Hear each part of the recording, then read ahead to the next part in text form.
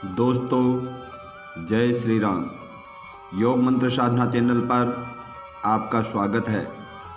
आज इस वीडियो में हम जानेंगे कई ऐसे योग होते हैं जिन योगों में या तो विवाह में देरी, अगर विवाह हो भी जाए तो पति पत्नी में मतभेद की स्थिति बनी रहती है, शारीरिक स्थिति भी अच्छी नहीं रहती है, चाहे लड़की हो या लड़का हो। अगर ऐसा योग हो तो ठीक नहीं होता है। ये कुछ योग हैं, इन्हें समझे।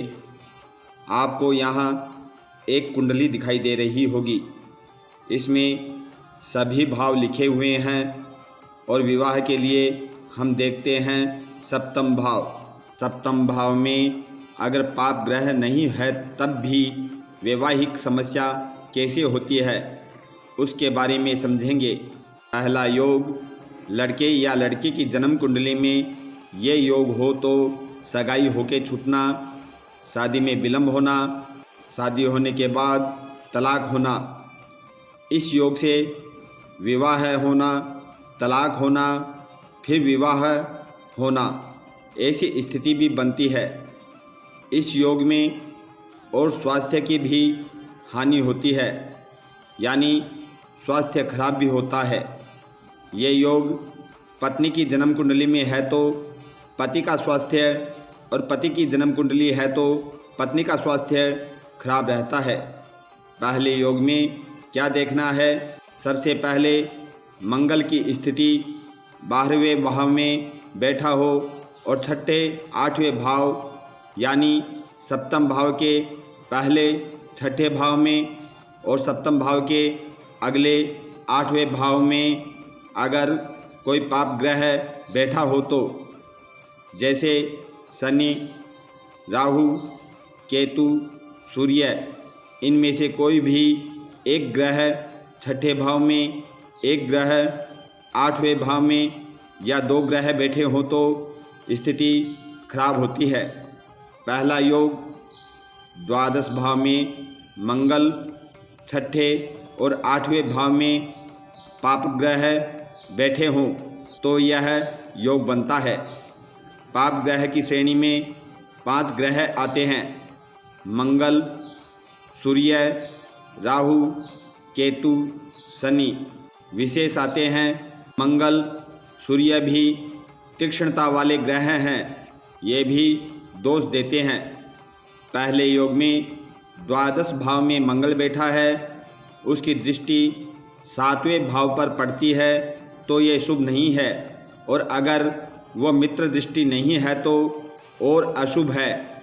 और यदि छठे 8वें भाव में पाप ग्रह बैठे हैं तो वैवाहिक जीवन कष्टमय होता है, वैवाहिक स्थिति खराब होती है।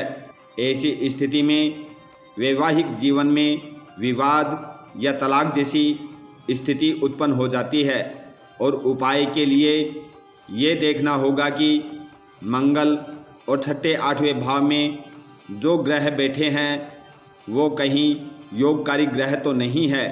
अगर योग कारक ग्रह है तो उसकी पूजा नहीं होगी, बाकी ग्रहों की पूजा होगी।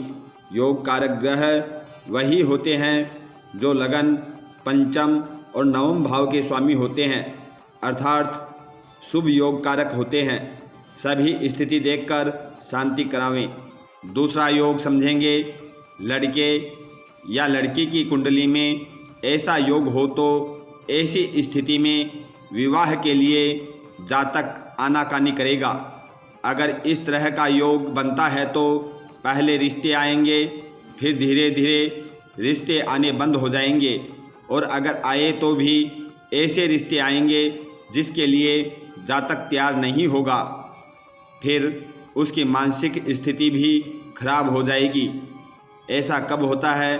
यदि जन्म कुंडली में लगन में शनि बैठा हो और शत्रु राशि में बैठा हो, जैसे सूर्य की राशि में, मंगल की राशि में, गुरु की राशि में, चंद्र की राशि में बैठा हो, जैसे 1, 4, 5, 8, 9, 12 ये अंक लिखे हों और शनि बैठा हो, दूसरे और 12वें भाव में कोई पाप ग्रह बैठा हो, जैसे सूर्य, मंगल, राहु, केतु बैठा हो, तो ऐसे योग में स्थिति खराब हो जाती है।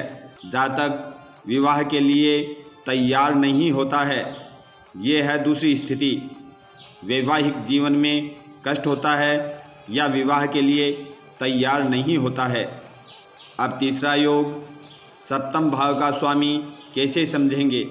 सप्तम भाव में जो अंक लिखा है, जैसे 1 या 8 लिखा है तो मंगल, 2 या 7 लिखा है तो शुक्र, 3 या 6 लिखा है तो बुध, 4 लिखा है तो चंद्र, 5 लिखा है तो सूर्य, 9 या 12 लिखा हो तो गुरु, 10 या 11 लिखा हो तो शनि स्वामी होता है।